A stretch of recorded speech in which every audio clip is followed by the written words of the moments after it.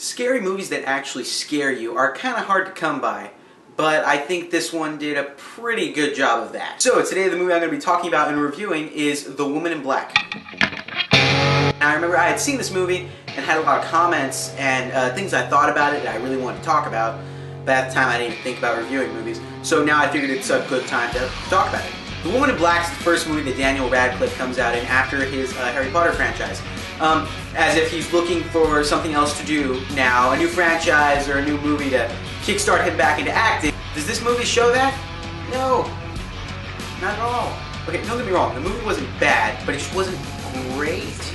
See, when the movie actually opens up, Daniel Radcliffe's character is interacting with his son and a nanny that's watching his son while he goes off on business. And the nanny and the son, surprisingly, they're not big roles at that point.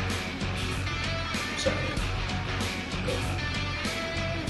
Now, the nanny and the son, it's kind of funny because they actually do the best acting at that beginning scene, and which is really interesting because they're not really a big role at that point. They're just kind of supporting characters, and the lead character, Daniel Radcliffe, well, the character he's playing, seems really not boring, because you kind of get what they're trying to do, because Danny's supposed to be depressed, but it doesn't come off as depression. It comes off as just really boring.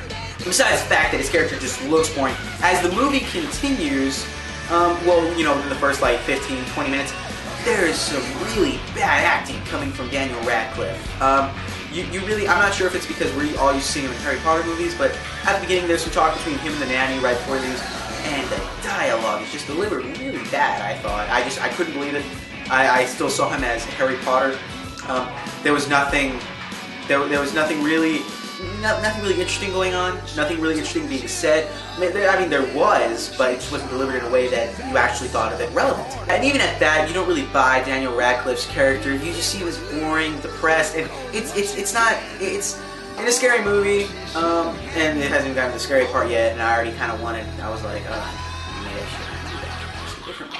But besides that, the actual better parts of the movie come in when it gets scary. Because the thing I really look for in a scary movie is when I go home and I'm about to sleep and I can't sleep because I'm still thinking about the movie because I am scared. This movie did that. It was really good in that sense. It was really good in the way that it pulled off its scares. Now there were quite a bit of jump scares, but they really worked. They weren't just like flat out things popping up in front of you and scaring you. It was just really well put together. That when the story is actually going on, it does have a pretty intriguing story.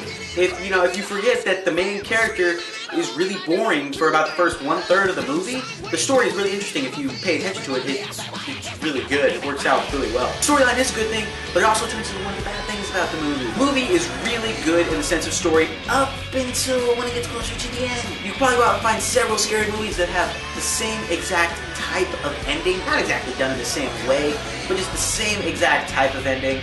The story was really good up until the end when it kind of thing just goes to a way where it was almost like the easy way out. I was thinking about it. There was several ways that they could have ended this movie that would have made it a little bit more interesting and more unique than how it actually ended up ending. It is not the best scary movie I've ever seen, but it's probably up there. Not because of the acting, not at all, just because of the way that it is presented and the way that the scares really work. That is the main. If you're one of those people who just go to a scary movie to just be scared and not really care about the acting or the story, just want to be scared, then this is a movie you probably want to like check out and look at because it was pretty good in the scare factor. So Woman in Black, 3 out of 5 stars. If you want to go see it, that's an awesome scary movie if you're into those type of things. So that was my review of The Woman in Black. If you have any more movies that you would like me or Serena, or me and Serena to review, then let us know. She will be here next time.